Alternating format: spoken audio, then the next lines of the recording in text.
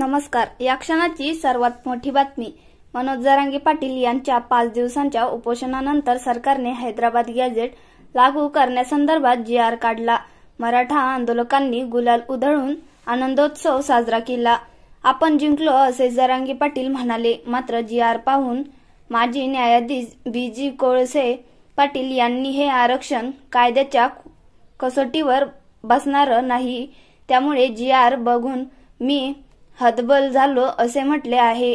कोळसे पाटील म्हणाले, तेवढ्यात मोठ्या आंदोलनातून आपल्याला मिळाले काय?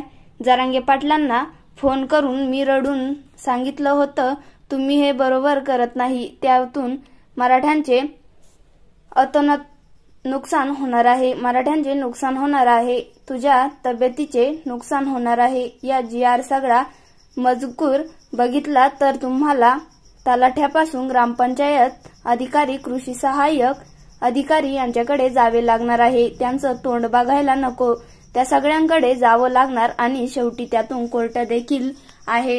हे जे तुम्हाला कबूल केलं आहे ते कुठल्याही कायद्याच्या कसोटीवर बसणार नाही. कायदेशीर आरक्षण द्यायचे असेल तर ते केंद्र आणि राज्य सरकार मिळूनच द्यावे लागेल असे देखील त्यांनी सांगितले. मी 1976 पासून मरण, पोलीस आणि तुरुंग यांना न घाबरता 100% खरं बोलून टीकेचा धनी व्हायला तयार आहे.